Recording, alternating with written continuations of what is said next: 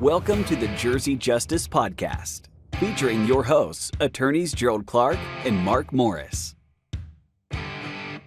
But Jack, thanks for coming on, Jack Gramlich. Whenever we have a guest, we have to write up like the little bio on him. And I was like thinking the last couple of days we'd write up Jack's bio, and I was thinking like, law enforcement, firefighter, lifeguard, national champion rower. So it's all cool stuff. And it's Labor Day weekend coming around at the Jersey Shore, and we were actually in the water about a week ago. We worked together at the beach some days. And I saw you out there doing your thing. I forget what it was. I think you were jumping waves on the jet ski, doing rescue drills. And I'd be like, you know what? Let's see if Jack wants to come on and just talk about ocean stuff, water stuff, especially being that we're at the Jersey Shore. So tell us, like, how'd you get into all this? You're a unique guy. I always look at you as like super motivated. You're like a doer, a go-getter, and it's just a cool story. So, how'd you get into all this stuff, and what do you think? Sure, yeah, appreciate it. I mean, right off the bat, I think our friendship is based 100% around our passion for lifeguarding and the ocean. So I think we're definitely on the same page with that, and why we still keep it in our lives at this point in our life, both being adults. Yeah. But yeah, I mean, lifeguarding was kind of my entryway into the whole emergency service field. I was a swimmer in high school for no other reason than a friend of mine said, hey, you should join the swim team. We really need bodies. I had never swam competitively before, outside of just growing up around the beach and loving being there my whole life and my childhood. So joined the swim team, met some people who were lifeguards, and naturally they talked me into taking the lifeguard test, and it ended up being my first summer job. And I think, you talked a little bit about my resume, and it's not, I wish I could say like, oh yeah, it's selfless, but really it's just I became an adrenaline junkie and loved kind of the rush of making a rescue and being in those situations. And one thing led to another. I wanted to get more involved in the beach, so I got my EMT certification, and then met some people through that. They were like, hey, you should become a fireman. Joined my local volunteer firehouse, really enjoyed doing that, and then just started looking for a career in emergency services. And at the time, being at the tail end of college, just took some police tests, took some fire tests, and ended up becoming a police officer, but always kept those other disciplines in my life, staying a volunteer firefighter, but really just staying on the beach. Just my best friends my whole life I met through lifeguarding, and I think it is just having those sort of similar passions that keeps me coming back every spare minute I have all summer. We go ahead, Mark. Yeah, I got to say real quick, because Jack, we kind of know each other as well outside of this a little bit. It's funny how you just ran through that stuff, and I got to say, for people that don't know you, how much you just downplayed it. So yeah, you lifeguard, yeah, you're in law enforcement, yeah, you're a firefighter, but you're way underplaying. You were chief of the fire department. If you're not still chief of the fire department, you're in your 30s, you're a lieutenant where you're in law enforcement. And with lifeguarding, you're winning national tournaments, you're like a national instructor and all that. So, right? Isn't that true? Yeah. Just I don't do well with downtime, so Yeah. I try to stay active. So where's that come from? Because it's cool. Like, we all love the beach. Like, I lifeguarded as well. I loved lifeguarding. I'm not a national instructor. I'm not a national champion. Like, where's all that kind of fire and motivation come from? I don't know. That's hard. I don't know how we could get to the bottom of it. Maybe if you guys had like a therapist on staff. We got a chair right there, but not a couch. Yeah. It's definitely. I don't know. I try to push everything to the limit. How far can you go with anything? I really don't. I don't take anything lightly. Anything I jump into, I want to give 110%. So I think that's just kind of the natural progression that I guess like that type A personality and just that intrinsic motivation to get ahead. And but I've never thought of it as like hard work or something I didn't want to do. It's kind of, falling in love with the process and the hard work and getting there. It's not getting there. That's like the reward. It's the process. And that's kind of what I enjoyed in all those disciplines. So talk a little bit, because I know you do national competitions. We have the USLA, which is the national, and I think you follow a little bit like the Australian lifeguards. Can you talk a little bit about we grew up in the area and we know what Jersey is in terms of the ocean and beach access and lifeguarding. But can you talk a little bit about how it compares to other parts of the world, just from what you've seen or what you've heard in terms of, we talk a lot on this show about, New Jersey's a very crowded state, and it's very like highly regulated. So how does that compare to like other areas, and how did it all start? How did the whole lifeguarding thing start on the Jersey Shore, and how did that lead into boats? Like what do what do boats have to do with, like, if you can kind of talk about that history a little bit as far as you've checked it out? And Yeah, sure. I wouldn't call myself a historian, but I'm definitely a bit of a we'll history get Dave buff. Healy here for that. Yeah. Definitely a bit of a history buff, but it's not so much rowing came from lifeguarding. Lifeguarding actually came from rowing. So we're really lucky to be here on the Jersey Shore. This is where modern day lifeguarding started. There was a boat called the Seabright Skiff, and that originated here on the Jersey Shore. We lacked any sort of like harbors in this area of New Jersey. So fishermen needed to come up with some sort of craft that they could get in and out of the ocean with. So they developed this boat called the Seabright Skiff, had a flat bottom and handled really well on our steep beaches and in heavy surf that New Jersey was known for at the time. So these fishermen are using these boats, and then the life-saving service kind of picks up on it. The life-saving service, before we had a Coast Guard, before we had any lifeguards, we had a life-saving service that was primarily used to make rescues during shipwrecks. And they picked up on this boat design, and they started utilizing it for rescue.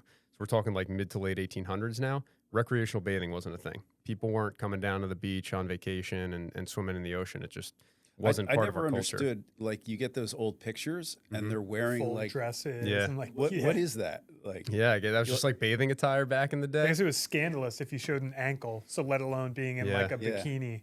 Yeah.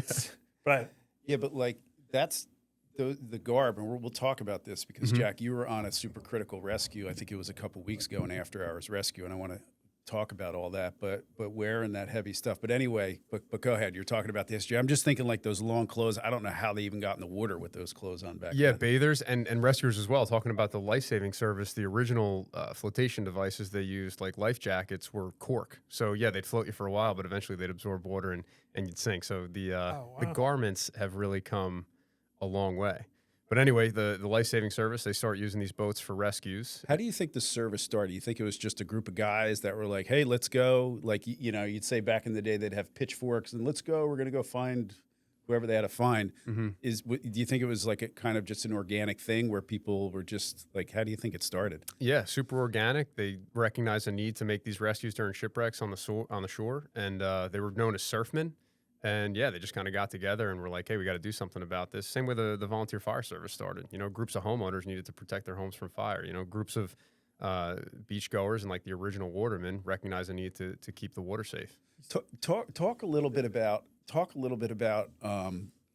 like the evolution of lifeguarding in terms of the tools they would use. My brother he got like some old pictures of the Jersey Shore, and they would have some pilings, and then they would have ropes, and these old black and white pictures, they'd walk out with ropes, and then you would have a guy in a boat watching the people. And like what devices do you know what were used back in the day? Was it a rescue can, and then there's ropes? And I remember when I first started lifeguarding, we had these belts. So if you could talk a little bit about that. let's picture the old school. You throw like a lifesaver looking the device ring down. buoy. Yeah. So there's actually some really cool local history specific to the life-saving equipment you're talking about. So it started with rowboats. Because like in Jersey, we use, at least in our part of Jersey, we use the torpedo buoys. They're these hard plastic. And then you and I were out in California recently. Some parts of that we're not going to talk about. We'll save that for another podcast. No, we can talk about it if you want. Stuff gets heated. What are you going to do? Yeah. So then the guys were making rescues out there, and they have what do they call those? The Peterson rescue tubes. Oh, and they're like a soft foam. And then what's crazy, Mark, this is crazy too, we were out there. When you're at the beach in Jersey, you hear these whistles going off and no one thinks twice because it's so common. Yeah. But apparently in California, we saw them make a bunch of rescues when we were out there. Yep. And they have no whistles. Apparently, if they have to talk to a swimmer, they have to run out to them. I was at when we actually were in Newport together on a case, I remember I was sitting there. I was young. I was single at the time. I was talking to this one lifeguard. I was, young girl. Yeah, Mark. Not that young. All right. And I was like, I'd be mid-conversation with her. She'd be like, hold on. Let's just sprint out. Someone would be in a rip. And they've got, like you're saying, those foam things. Go back, like pull them in, come back up like it was nothing. She'd just be like, yeah, so anyways, like I'm moving in New Jersey. It's just wild. And you're right. No whistles, no nothing. They just go all day long. Mm-hmm. Yeah, it's a lot more, getting off the bench and actually talking to people. But, as far as the equipment goes, it started with boats, and they would kind of just patrol in the water and jump in and help people outside the break if they needed it.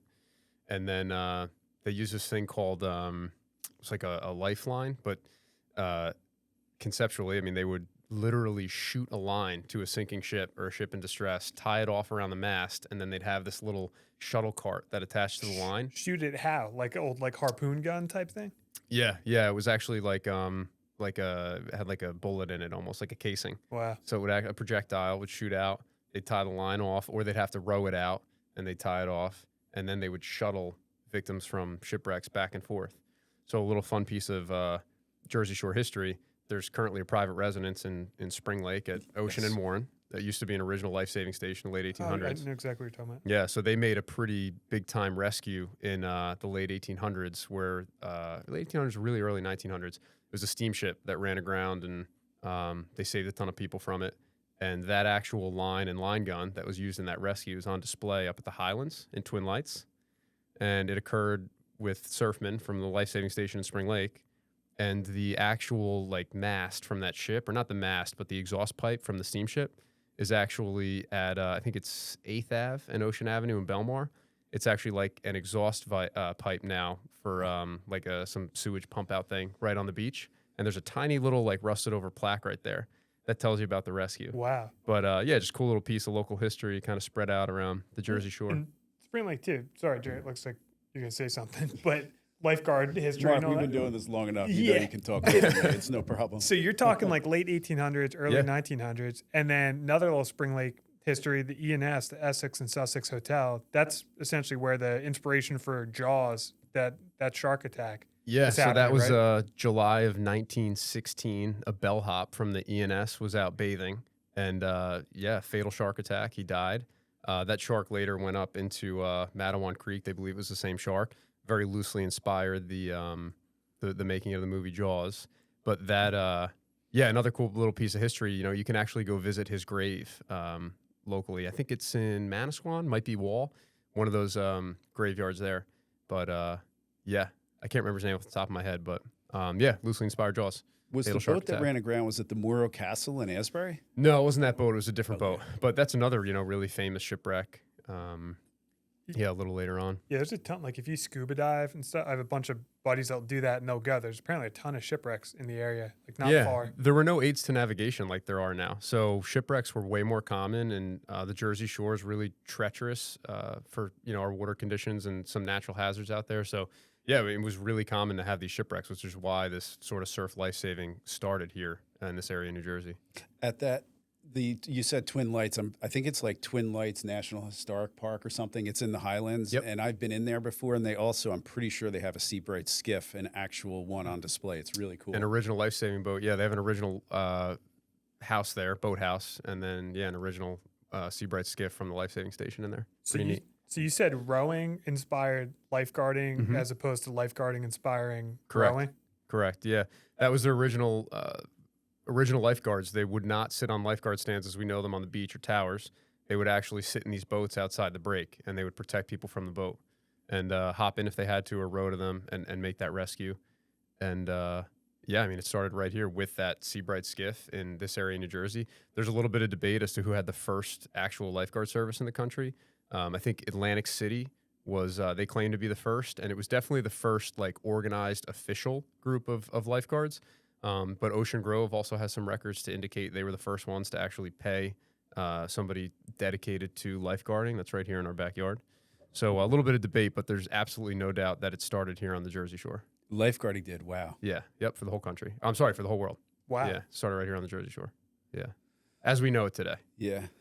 So walk us through a little bit. So I guess it started out with what I'm saying, a band of guys with pitchforks, although they don't have pitchforks. Oars. They were oars. Oars. They had oars and Burning rope oars. to save people. And as I understand it, from the what was it, 1920 shark attacks or 1919? What was You the said 1916? 1916, yeah. That's it, 16. Yep. And apparently, one of the shark attacks occurred in Seagirt, and I remember just watching something about it, and the guys were in a boat, and they pulled the guy up, and he had no legs because the legs were taken away. Dramatic. How come we don't have those anymore? I mean, I'm not complaining at all that we don't have these kind of shark attacks. I remember when I grew up at the beach, we would have, like, they would call them shark scares. Mm-hmm. We used to, when I grew up at the beach in Jersey Shore, we would have red tides. Do you know what a red tide is? No. When the algae was bad and stuff, right? No, back then they used to dump. They used the ocean in their wisdom. They used their ocean, the ocean as a landfill. Yeah. So we would get these red tides, which is like you couldn't go in the water because it was just completely polluted. We have a mutual friend that used to always call the ocean the world's toilet and would refuse to go in it. Yeah. You're not far off. And then they would have shark scares, and you'd have to clear the water because of a shark scare. Like, do you know much about, like, why, again, I'm not complaining that we don't have shark scares anymore, and we haven't had a shark attack in Jersey, and I don't know how long, and I'm not jinxing anything. But are they coming back? Because there's a lot of seals in Massachusetts and also at Sandy Hook. Yeah, I don't know if this is just anecdotal now. I'm no marine biologist. I know a lot about lifeguard history, but not really marine biology. But I think a lot of it was like lore almost. And it was kind of like the perception of the ocean being dangerous due to sharks. I don't know how much statistical data there really is to support the fact that a lot more shark attacks happened then versus they were just a lot more concerned about them. I mean, you could go back and read about there being, especially after that shark attack in 1916, when like recreational bathing became really popular in this area, they would put actual like shark nets out in the ocean and like anchor them down to protect bathers. So I don't think there's real data to support them being that common. Yeah, I think it was just a lack of education and awareness. I think by the story of what happened and how apparently it attacked the kids in the Matawan Creek and then went up and attacked more kids, and the fact that the Matawan Creek's a brackish water, can we take a poll as to what species of shark we think it was? They think they found it. Someone claimed to have caught it and found it, but I don't remember what kind of shark it was. That it wasn't a great white, that it was maybe like a tiger shark or something.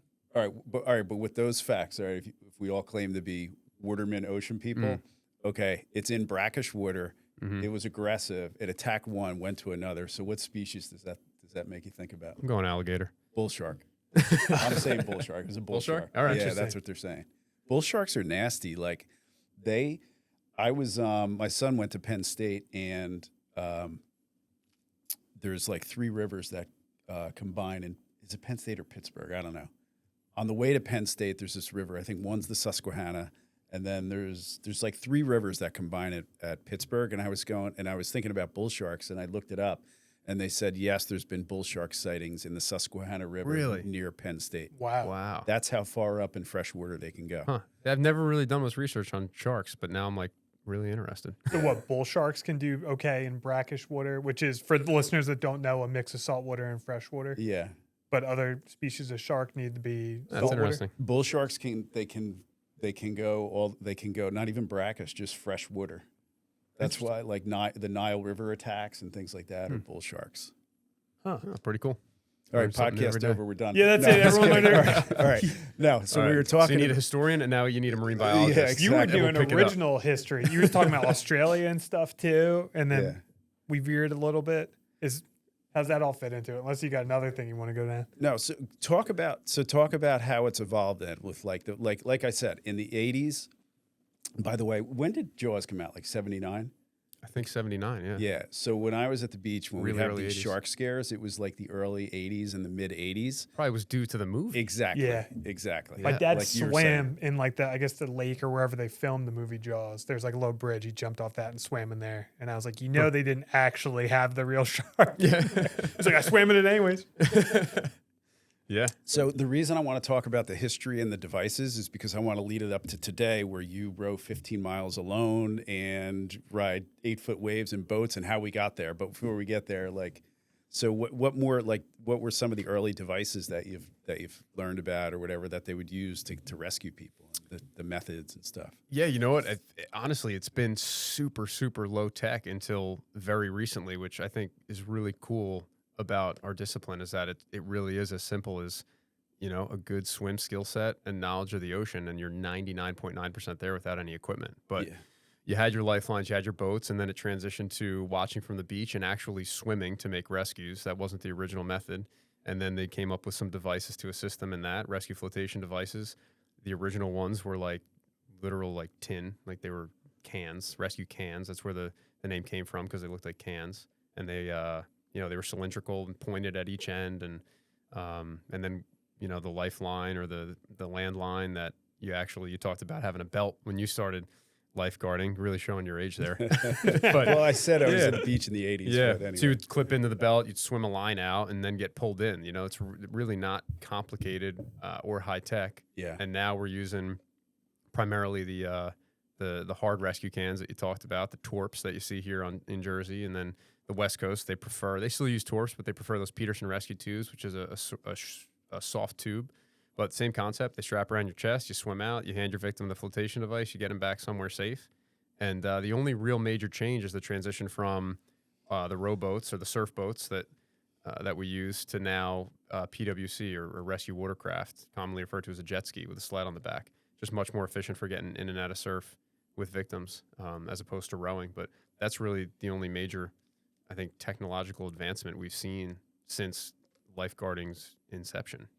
So why does California use the soft rescue tube, and what do they swim out with it, and then they wrap it around the victim's chest and then swim in? Like, why do they do that? Why do we use Torps? It's a great tool. Why do other places use the longboards, the surfboards? You'll see the soft ones at the pools too, as well. So like, what's the difference? The distinction? The pool tubes are totally different. Yeah. Different mechanism for actually clipping in, but similar conceptually. What's cool about a Peterson tube is it's soft, so you don't have to worry about that hard plastic Torp flinging around, possibly hitting somebody in the head. But it's got brass clips on it, so you can actually get that tube under somebody's arms and clip them in and secure them. So with a Torp, you actually have to physically lock them up if you're coming through surf or they're struggling to stay afloat. So you already are at a disadvantage because you only have one arm, whereas that Peterson tube actually will secure them, and you can just swim them in with all your strength, both your arms. Yeah, the thing is with the Torp, though, so like if people want to look it up, it's a torpedo buoy. I think Marine Rescue Products makes them. You can literally have 4 or 5 people on a Torp. Float a lot of people, yeah. They can hold on to it. Yep. But with the Peterson thing, I mean, how many people could you float on that? Really just one. It's not nearly as buoyant. So it's like you're saying, pros and cons to both. I like having both. The hard plastic tube, there's almost an advantage too, in the sense where when you go out and someone's panicked and they're flailing around, that you can kind of keep that between the two of you and hand it to them, so you're not getting grabbed onto and pulled under. I feel like that may be more difficult with the softer material. Yeah. Pros and cons to both. Tools of the trade. Yeah. So talk a little bit, like when I was growing up in the area, we had lifeguards on like maybe several beaches, and then there was a bunch of empty beaches, and a lot of the reason like some beaches today in Jersey are designated as surfing beaches is that's just because where people surf there before there was any lifeguards. How's that kind of evolved, in terms of, how there's lifeguards at some beaches have them, like the Seabright have beaches, Monmouth Beach have beaches. How does that actually happen? How's it determined whether or not there's going to be lifeguards and that kind of thing? Like, that's a good question. I think, I can't answer that because I think it varies town by town. I think any head lifeguard in any town is going to tell you that they would love to have 100% lifeguarded beaches. But, it could be financial reasons, or maybe some beaches it's just hard to justify keeping guards there because they're not as populated. So it really just depends on the location. We're lucky that the beach that we work at, 100% of our beaches, we have some sort of lifeguard coverage, and we have designated swim areas that are, where lifeguards are posted up for that day. And that's great. Other towns don't have that. They have some designated beaches with lifeguards, and then some unguarded beaches where there's just no regulation and no real safety to it. So you're talking about along the Jersey Shore? They have that? Wow. Yeah. I guess it makes sense. Some of those, where you got the giant pavement in front of the beach. What are you saying? The Seabright, that area? Yeah, well, then you have private beach clubs too, and that's really interesting. They might, and even town by town, not all lifeguards are held to the same standard, but not even that, different regulations, different flag colors mean different things. There's not much standardization across the board. I just had a conversation a week or so. A guy who lifeguards at a private beach club. He's like, yeah, red flag means go, like yellow flag means bodyboarding only. It's bizarre how there's not uniformity of that throughout the industry. Yeah. So then you're saying the boat started with what they call a Seabright skiff, and then how did it evolve from there? I remember there was like Hankins boats that we used to use. There's different ones, and how did they evolve over time to where we get where we are today? Yeah. So again, no historian, but a history buff. So in New Jersey, primarily 3 different kinds of surf boats. So you have your Seabright skiff, and then naturally, I'd say this is just human nature or maybe ego, but I feel like anything physical we do as human beings, there's a competition element to it, whether it's race car driving or sports. So naturally we get these surfmen on the beach and they're lifeguarding with these different tools. So naturally we need to compete in them, who's the best. So the original Seabright skiff starts to get modified by some different prominent boat builders in New Jersey that are, lighter, faster, better in surf. So we have saying this facetiously, guys with pitchforks that get together and they become the rescue thing. Sure. And then they say, okay, let's start to pay them. And then it becomes more formalized. And then they get boats. And then someone was probably like in a boat on the same beach. And they say, hey, let's race out. And then they do that. And then they say, hey, let's race the other town. Do you think that's how these talk about lifeguard tournaments? And you think that's how they kind of got? Yeah. So really early 1900s, some local towns started racing each other. Up here in Monmouth County, while this is kind of arguably where we had the first lifeguards and we had the Seabright skiff and we had the life-saving stations, but to my knowledge, the earliest records of lifeguard tournaments were down in deep South Jersey, so like Ocean City, Atlantic City area, and I think the oldest continuous running tournament is South Jersey Lifeguard Championships, and I think that was 1924. Wow. So that's the first one, and it's been running since then. It's pretty wild. Is that unique to life? I mean, I'm trying to think if I've seen on like ESPN 8, like firefighter competitions or something, but it seems with lifeguarding, that's pretty unique. It's like, all right, who has the best life-saving skill set in these different events and forms? And it being such a big thing, like national competitions. Yeah, it's a big part of the culture. They definitely have like firefighting competitions, but I think I don't know, the common opinion of that, like, I don't know, you're kind of a dork if you do that. I'll say it, whatever. I'll take the heat for it. It's a little dorky. Whereas like in the life-saving service and lifeguarding, the culture is like, that's kind of what you aspire to, I think. Obviously there's some lifeguards who it's not their thing. They're not as passionate about it, but I've always been under the impression and kind of keeping my finger on the pulse of the beach that when you become a lifeguard, it's like, I want to make the competition team. Yeah. And I think it's really cool because it complements the profession so well. You know, if you are driven to be on that competition team and be the best rower, be the best swimmer, be the fastest on the beach, your training for that makes you a better lifeguard. I mean, it's crystal clear to me. So I think it's important to encourage that. All right. So talk about that, because look, we all know, because we're here, we all lifeguarded and still do. Tell the folks and stuff, like, what are lifeguard competitions? What are these tournaments? What do they entail? What does it take? Like, describe that stuff a little bit. You basically take what's required to make a good rescue, and then you create events based on what making a rescue looks like. So, you're sprinting into the water, you're swimming to your victim, securing your victim, and getting them back to land where they're safe. And so how can we race that? They line tell us. They line up to. Yeah, so I mean, you locally and most of our racing here in New Jersey is you line up on the beach, and whether you're going to be paddling, swimming, rowing, you're quite literally sprinting into the water, racing out to a buoy, rounding the buoy, racing back in, racing back up the beach, and crossing a finish line. Right. It directly translates to what it looks like to actually make a rescue. And then you have places, right? Like first place, second place. Yeah. So individually, obviously, you're scored each event, but each town races as a team. And yeah, I mean, if for nothing else, the bragging rights are kind of a big deal. It's a big deal to win a tournament. And here we are. I'm in my 30s. I won't tell anyone how old you are, Jerry. I don't know if you're keeping that close to your chest, but like, I hear you talking about like races you won in the 90s. And I'm like, I think back to like being, 18 or 19 years old.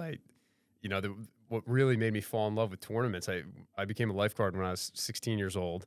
And the first lifeguard tournament every year was the Belmar Lifeguard Tournament. Yeah. And I remember so vividly, like they encouraged the rookies to come out to the lifeguard tournament, support the team. Yeah. And I just remember so vividly coming to the beach.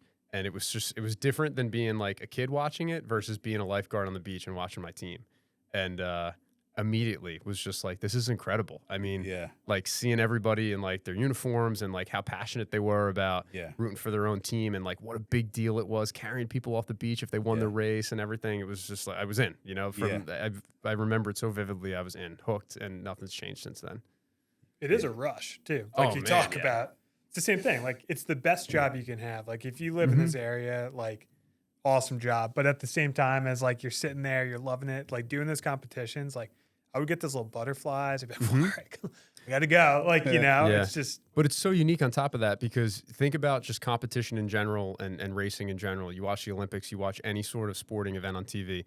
The main focus is creating a level playing field and everybody racing under the exact same conditions, right? Everyone's in a flat pool with the same water temperature. Everyone's on a track. Everything is as controlled as possible. Yeah. When you talk about surf racing, there's an X factor. Yeah. And there's no X factor in any other sporting event like the ocean. You might be in a rip and have a little advantage going out.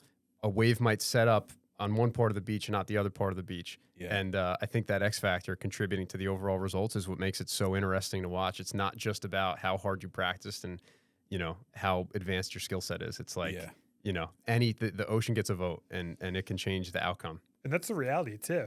You're not going making the save in ideal conditions. You're going to be going out to make a save, and a rogue wave could come and, crash on your head. Yeah, I've seen that over the years where guys will try out for lifeguarding and they'll become lifeguards and stuff. And a lot of them could be D1 swimmers or, top high school swimmers in a pool, and they'll be real fast. But then if you put them in an ocean environment to either swim out or swim up or jump on the jetty, jetties are the rocks in the ocean that on the Jersey Shore, which I understand came from the when they built the Lincoln Tunnel. They had to blast that granite out, and then they had to find a place to put those rocks. Did you ever hear that? No, I did not hear that. Really? All right. So in New Jersey, we have what are called jetties. I think they're actually called groins. Yeah, technically they're groins, but common vernacular here, it's jetty. Right. But the jetty is the thing that lines the inlet, and the groins are those things that I guess the Army Corps of Engineers put. Do you know where those rocks came from? You're saying they came from the Lincoln? That's what I heard. Wow. When they blasted out the Lincoln Tunnel, that granite, because that's the granite that Manhattan sits on, that they're able to support all those buildings. Oh, interesting. But anyway, what were we talking about? We're talking about you've seen guys who are like D1 swimmers. Yeah, exactly. So then you take a D1 swimmer that's in a pool and you put him in the ocean, and a surfer dude could pass them or beat them, maybe just in a workout or not necessarily competition. Usually those D1 swimmers are going to be the first one out to the buoy, but it's a totally different element in the ocean. Well, 100% seen that. Where I worked, we had a lot of guys that were from like Western Monmouth County that were excellent pool swimmers. Yeah. But they would be on the stand. I'd be getting something like underneath the boardwalk, and they'd be like, "Mark, someone's in trouble." Yeah, they call it open water swimming. It's different, right? Yeah, navigating surf and really understanding. And a huge thing when you swim in the pool, you got your goggles, you're looking, you have a line that you just follow the line in the pool. If you try to do that in the ocean, you can't. Like if you got to go from point A to point B, an inexperienced swimmer is going to go off, get pulled by the current, lose orientation. To what you said earlier, like, lifeguarding, knowledge of the ocean and swimming ability, I would say now, and you guys are way more into it these days than I am. I'd say knowledge. You're all washed up. Mark's washed up. I am. I'm stolen valor wearing my little lifeguard socks in here. I would say knowledge of the ocean is so crucial with that stuff. Like whatever. I know a lot of people who were never like the best swimmers, but if you know the ocean, if you can recognize rips and things like that, and you can sprint a swim for 100 yards or so, you're probably going to be okay. But just knowing the ocean and recognizing stuff. Oh yeah, I'm reminded of it every year. I have the privilege of being a part of our rookie training program on our beach. And we hire these kids who put up incredible swim times in their tests, Division I swimmers, like you described. We start the rookie training We jump in the water for some open water swims, and usually they're not at the front of the pack. The lifeguards who are training them, myself included, usually do a lot better than most at the beginning of their training program. By the end of their training program, these kids are smoking us because they're starting to learn how to navigate the ocean, and they're swimming how they should be swimming in the ocean. So yeah, I mean, just blind looking at it, Division I swimmer has never been to the beach before. It doesn't mean they're going to be competent in the water. All right, so Jack, if you could organize a lifeguard tournament, let's say you're in charge of the Monmouth Beach Lifeguard Tournament or whatever, what events would you do? What would you put there? So I love the concept of a relay. Yeah. You're only as strong as your weakest link, and a little more boring for opportunities. spectators though, but go ahead. Yeah, well, I would say no. I mean, think about a boat relay, right? The most exciting part. That's the fun. most exciting part of a boat relay is the exchanges. You don't get that unless you're doing a relay, right? So, unfortunately, swimming's not always exciting to watch. It's very difficult to actually watch the swimmer in the water. Yeah. And there's not as much wave riding. When you talk about body surfing, you got to be in the exact right spot to get on a wave. And but I think it's important. So right off the bat, I'm going to say you need a swim relay. Okay. Paddleboard relay as well. Yeah. So get your 4 to 6 best paddlers on your beach, out and in. What do they do? They go out, and then what do they go around a buoy or whatever? Yeah, so we try to make it as fair as possible, but you have an anchored buoy line out at sea, out past the break somewhere. Yeah. And then every 15, 20, 30 feet, you have a flag buoy, and that kind of indicates your lane. So you do your best to stay in your lane, but with currents and everything else, it doesn't always happen. So yeah, I would say a swim relay, a paddle relay, and then I think beach sprints are important. Yeah. And we've developed like a game on the beach flags, that I think is really, it's unique to lifeguarding. It doesn't really have a real practical purpose as far as like making a rescue goes. Heads up, but heads down. Yeah. It's almost like musical chairs with like a lifeguard sprint where you're laying down in a line. There's a line of competitors laying down on their face, and they at the whistle, they pop up, they turn around, and then they have to make a 25-yard sprint to a flag, which is essentially just a little maybe foot-long piece of hose down at the other end, 25 yards down. And every round, there's one less flag than there is competitors, and they race over and over and over again until there's one flag left, and the fastest competitor gets the flag. So while that doesn't necessarily corroborate everything we just talked about, we're like, lifeguarding races, they relate to rescues. For whatever reason, it's unique to lifeguarding, and it's a really fun event to watch. Yeah. Yeah, that's like the sprint, like the Olympic version of like the sprints, where you're like, oh, sweet.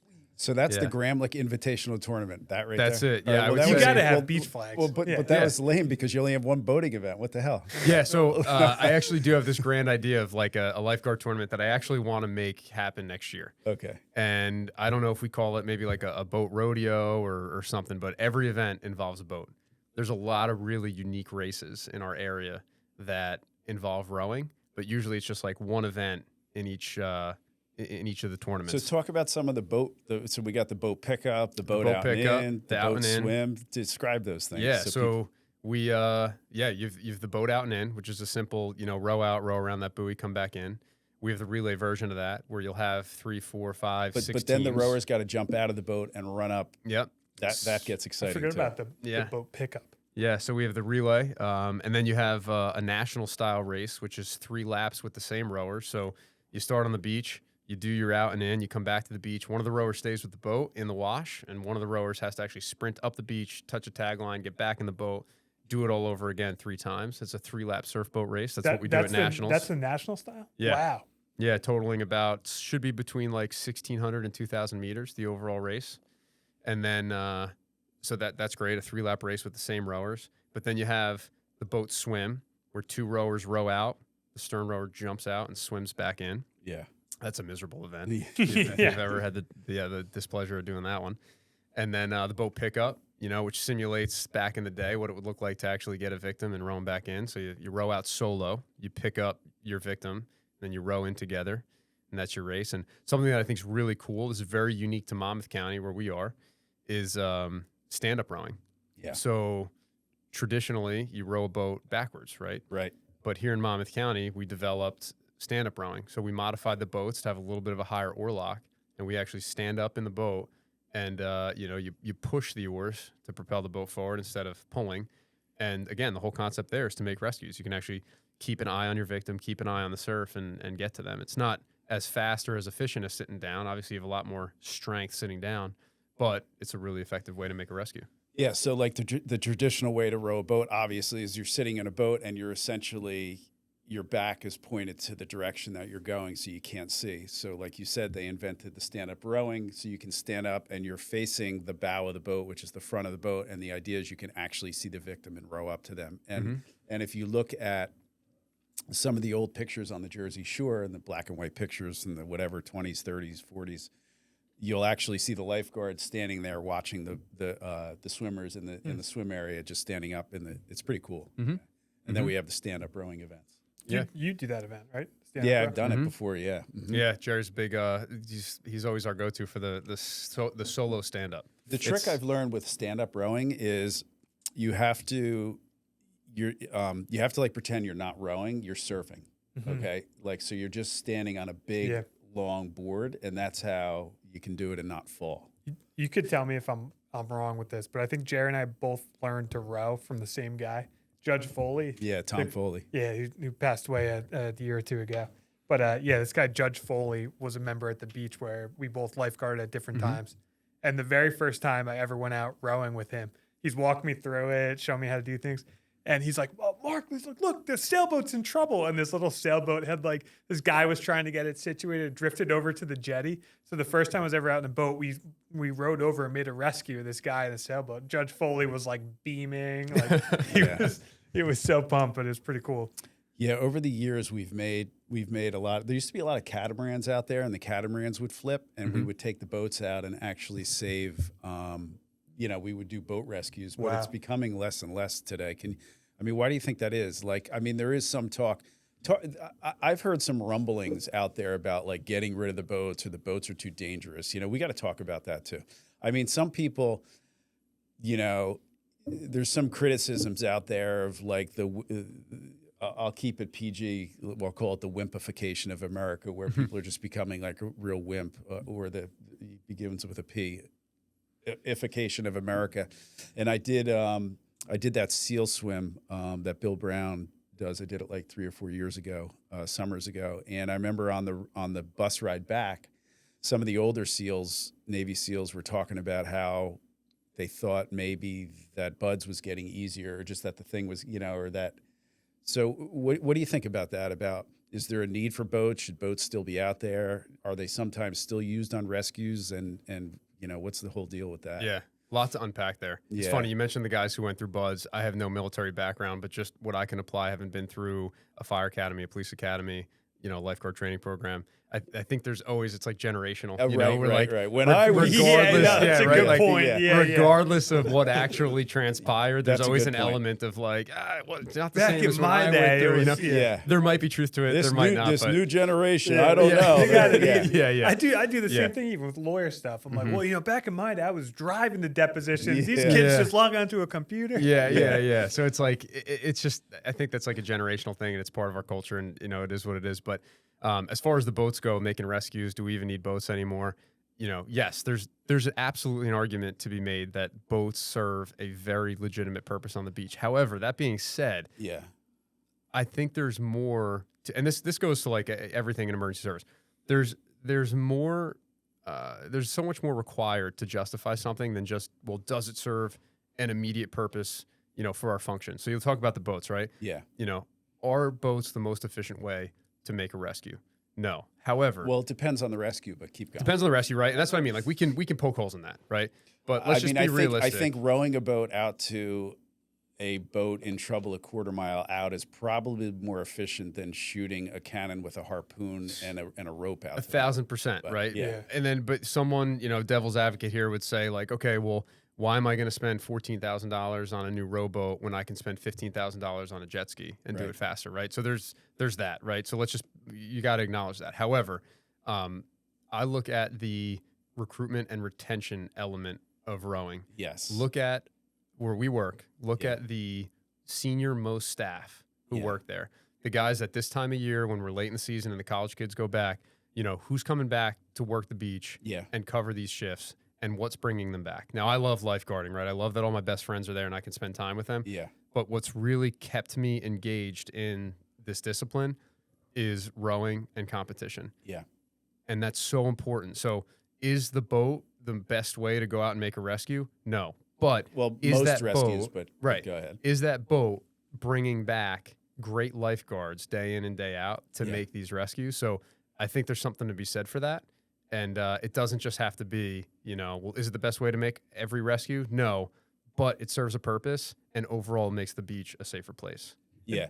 It goes without saying too. Obviously, there's a major fitness element to it too. I mean, both you guys do that as a workout. I mean, do you want your lifeguards being like, all right, I'm gonna go take the jet ski out and just be That's a ripping good around point. on That's a huge. jet Yeah. ski, or be like, okay, I'm gonna go for a row, and then you're working every single major muscle group and cardiovascular and Yeah, Mhm. I all think that.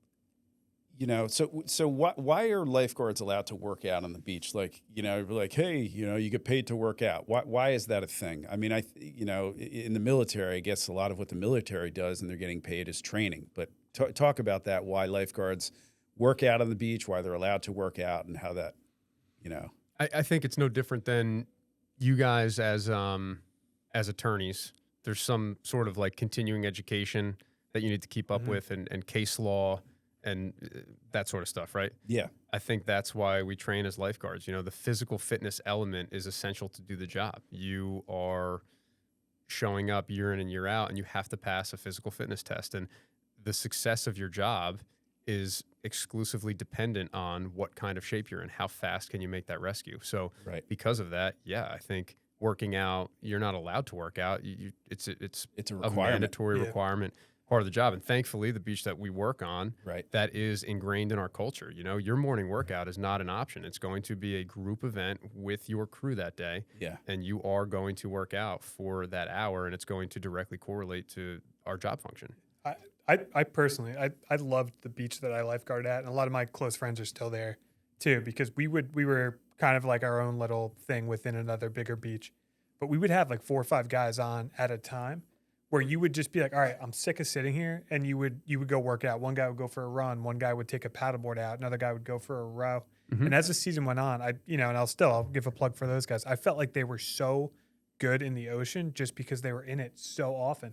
And with lifeguard, you're not going to sit there and go on your phone or like play video games. You're going to go work out if you're bored and you want something to do, like on the clock. So, Yeah, absolutely. you could run by and be like, man, they got 4 guys on the stand. But yeah, there's one guy who's out paddling and they're waiting for him to come in so the next guy can go surf or do whatever.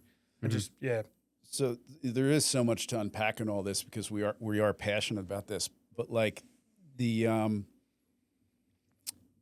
it's funny, like you were saying that you run the training academy at your agency at the beach, and for the rookies that come in, and they have this thing called the M swim, and you go on the beach and you swim out, and then you go back into the beach and run up the beach, and then you go back out, and then you go back in, and you're making an M. And a lot of times that's done in like cold water because it's early in the season, or it could be rough and people are shivering. In fact, I remember I saved one of the rookies. I saved him in the middle of the M swim. They just had enough, and I came over and I had to pull him out of the water. They don't all make it. Yeah, It's okay. But and then so some people they'll like complain about the workout, and I would tell them, be like, listen, there's people like that are paying people right now to do this workout. They'll go to like a CrossFit or whatever, and do something, and to challenge your your limits and your body and do stuff. Like, again, it's the wimpification of America. And I think like lifeguarding, it's just so the opposite of that. And then the other thing you said, Mark, about the no cell phones, the reason I love lifeguarding is because you're not allowed to have a cell phone, you know? So it's a super unique thing. Yeah, I kind of like what you said there, and I think it's worth touching on because I think it's really important. We instill in them from night one for their orientation, the rookie class, that working out is not a requirement. Don't think of it like something you have to do. It's a privilege. Like how lucky are we that we get to show up to work every day, and our first hour or two is making ourselves better, making each other better, and having that ability to work out. So it's a privilege. And then on top of that, I lost my train of thought. But one thing I did want to say is we do talk a lot about the new generation. Yeah. And One thing I have found now, this has been, I don't want to say I run the program. It's a group effort with a lot of people. I take a lot of the, I take on a lot of it, but there's a lot of people who contribute. But I have found that the kids we have, predominantly 16 to 20 years old that come in every year as rookies, they, I don't hear the complaints. Yeah. Overwhelmingly, I don't hear the complaints, and they're there. They keep their heads down and their mouths shut. They finish the workouts, and we put them through. Those are long days. I mean, for a lot of these kids, this isn't just, it's their first job. And another thing I tell them in their orientation is, this isn't a job. You can go scoop ice cream, you can go be a bar back, you can probably make more money, and you can have a summer job. This is a profession. Yeah. You are getting legitimate certifications, professional training. People's lives are going to be in your hands. And I don't even say that lightly. I mean, that's like, I'm not being cliche. I mean, that's legit. People's lives are going to depend on your physical ability to go out in the water and save them. This is really legitimate. And they absolutely rise to that occasion. I've had a very, very few conversations with these kids about, stepping it up, get your head in the game. I'm impressed every year, because all you hear is bad things about that generation. Yeah. But every year I'm impressed by the group that we put through that school. It's funny too, Jack, because I'll see like the first weekend. The training, as I understand, it's done mostly on Saturdays and Sundays for about a month. And I'll see them the first day, and they'll be these kids. They'll be like real pale skin. They'll be a bit chubby, and they'll be like shivering. And then by the last thing, or you see them on their first day, actually lifeguarding after they've graduated and got their certificates, their bodies are all buff. They've lost weight. They're looking more confident. They got a little tan. But it is great for this generation, because people with their faces in their phones, like, there's just something about lifeguarding. Like, there's a connection there. If you've spent time on a beach with someone, there's an unspoken connection. Like 100%. It's almost like you can't describe it. It's just like a cosmic connection that you have with the person, that you went through this thing together. And the thing not being necessarily the grueling part of it, although that's good too, but just there's a huge camaraderie, like, backup too, because, but yeah, go ahead. No, I was going to say, I couldn't agree with that more. Like, we have a fantasy football league with the guy I lifeguard with, and we're in our 17th year, which is basically half my life. We're like, we've been doing this for 17 years. Yeah. But it's a bond, I feel like, that kind of comes from at least two different things. But one is that you're sitting there with the person for hours upon hours. And again, besides this, how often do you go for hours without being like, wonder what's going on in the news, or wonder my stock portfolio is doing, or whatever. So you just fill that time. You're like, so what do you think about, and you talk about things that you normally wouldn't talk about. You get to know people so well. And then, like you're talking about, Jack, the undercurrent of the whole thing of you guys sitting there is, it's great to be in the sun. Yeah, it's great to be outside, but you're making sure people don't die while you're sitting there. So the times that you then are like, we got to go. And you go, that person's got your back. It really does. You come back from a rescue together. It's just a bond from all that stuff. 4 summers ago, I was sitting on the lifeguard stand. It was about 10 a.m. And we do workout. We do the workout. There's generally a set workout in the morning and one in the afternoon, and this was the morning workout. And during the morning workout, half the lifeguards are kind of gone. They're lifeguarding somewhere. So I was sitting on the stand with someone, and or I think I was sitting on the stand alone. No, I was sitting on the stand with someone, with John Gerald, a great kid. And there was a boogie boarder in trouble, kind of in the wash a little bit, and John went to get him. And then a rip had just opened up, and there was these 2 people out there, and I could see they were in trouble. Or I think actually I went to help John kind of closer to the thing for the kid in the boogie board. And then some lady starts yelling, they need help out there. And I was like, oh crap, and I had my fins, and I went out to them. There was 2 victims. And I said, John, go, you get the second one, I'll get the first one. So I get out to this guy, and this guy's like he's struggling, and he's going to go down. And I gave him the torp, I wrap him up, and then John went and got the second. And it was bad. It was really pulling hard. And I swam the guy out around the rip current and in, and I'm like, kick. He's like, I can't, I'm going to drown. I'm going to, and I brought him in, and he basically collapsed on the beach. But as I'm halfway bringing him in, and we're in this critical situation, Emma O'Shaughnessy, who is a D1 swimmer at Fordham, she throws on the rope, the rescue line, and I see her. So I'm in kind of not struggling with this guy, but helping a guy that's struggling, kind of bringing him in. And I see her motoring out to the second victim where John Harold's got the victim secured on the rescue can, the rescue torp. And there was just this awesome feeling I had of backup and camaraderie. Yeah. And by the way, she wasn't in our area. She had run down from, a beach away. You talk about the events, and one is a run, swim, run. So she had to run and then swim and then I guess run back to the stand or something. But I've never really sat with Emma. But I see her and we have this kind of like connection, like I got your back, you got my back. And it was really cool. And that kind of stuff is 100%. And we saved the guy, the ambulance came and all this. It was pretty wild. Yeah. And another part of that too, the two people that you just mentioned at that time, probably maybe 16, 17 years old, if that. And here you are, an adult, you run your own law firm, super successful guy. I'm in my 30s and have all these other responsibilities, but you go down to the beach, and I know you and I have the same mentality with this because we talk about it all the time. When I'm working on the beach, I'm not there to be in charge of anything. Throw me on a stand, whatever I need to do. And it's almost like refreshing to have a supervisor who might be this 22, 23-year-old kid. I love it. Yeah. I love it, right? Yeah. And it's so great. And you watch them kind of develop as leaders, and then you might get assigned to a stand. And you and I sit together a lot. We have great conversation. I enjoy the day, but I'm just as happy sitting with a 16-year-old kid in his second week of lifeguarding. And I think that's so cool that you can sit and kind of have that bond as equals on the stand with like this huge generational gap. But also, like, I feel like it's our responsibility to instill our love for this profession with these kids, right? Like, you're 16 now, you're going to have this great job for high school and hopefully college. But I feel like it's our responsibility. Like, hey, it can go more than that. Like, really learn to love this thing. And it's always going to be here for you if you can come back part-time and keep it part of your life. I think that's so important. Yeah. I mean, like when I went back lifeguarding, my kids had gotten older, and once your kids get to a certain age, Mark, keep this in mind. So now you got a new one. They don't want to hang out with you anymore.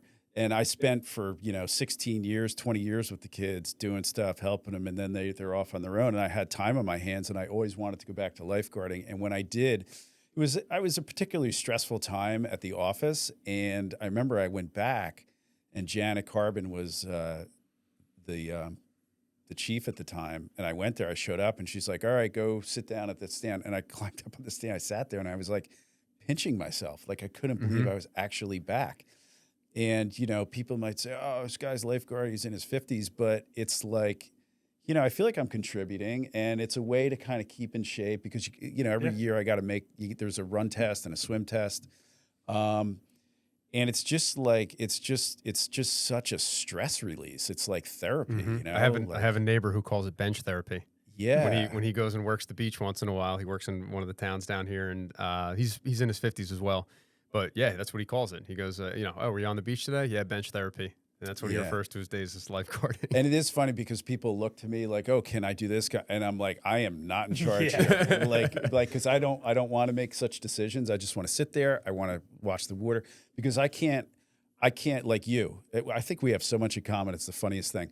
Like, I can't sit on the beach for more than a half hour. I get anxiety. I got to be doing something. And so I haven't been able to like sit on the beach all day since I was a kid and enjoy it, except lifeguarding. Because when you're sitting there, I'm actually doing something. You're watching. You got to be, attentive. And so it is a cool thing. Yeah, I quit lifeguarding for 1 month. I got hired as a police officer. I went through the police academy. And then the following summer, I was like, well, I'm done. I got a job. And that's what happens. You get a job and you're done lifeguarding. That's it. I made it to about the tail end of July. And I called the beach chief at the time. And I said, hey, I think I need to come back. Like, can I come back? Yeah. And it was as simple as like, I have you on this stand tomorrow. All right, great, thank you. And I've never the thoughts never crossed my mind since then of ever not lifeguarding for a summer.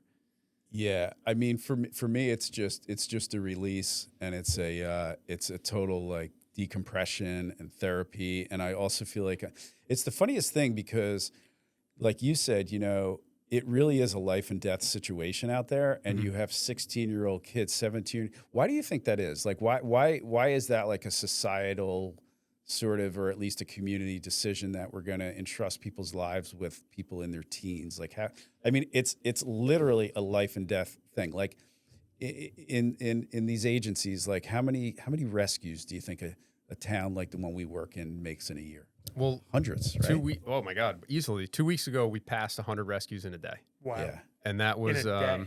yeah. It was while we were in California together, and the beach chief we were Oh, just good. talking about. Yeah. It was what we were just talking to each other, and he mentioned that they had a really busy day. He's like, I think we're going to pass 100 rescues today. And most of lifeguarding is preventative. So literally, if there weren't those lifeguards, Mm-hmm. potentially 100 people would have drowned. Now, 100 people would not have drowned because without the lifeguards, they wouldn't have gone in the water in the first place. Maybe. But still, a good percentage of those people would have drowned. So. Right. Yeah, absolutely. I think it's just the nature of the fact that in this area, at least, there's parts of the country where it is a profession. It's a year-round career.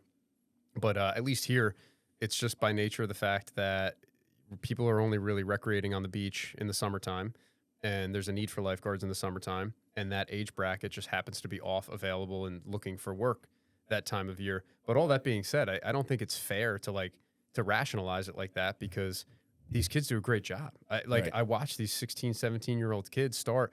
They don't even know how to hold a conversation with somebody. Yes. They're completely new to this discipline. And then by the end of the summer, especially like a summer we've had, we're coming off a really busy summer. Yeah. It's incredible to watch them now. The college kids are back at school. So it's guys like us. Yeah. And it's kids who are waiting for high school to start. And it's incredible to watch them recognize somebody in distress, get out there, make a save, explain to them what got them in trouble in the first place, explain to the kids' parents what got them into trouble. And I don't think it's fair to talk about the generation thing. It's just, they're great regardless of their age. Cool. Jay, sorry. Can we take 2 minutes? Yeah. Gotta run to Let's the take a bathroom, break. dude.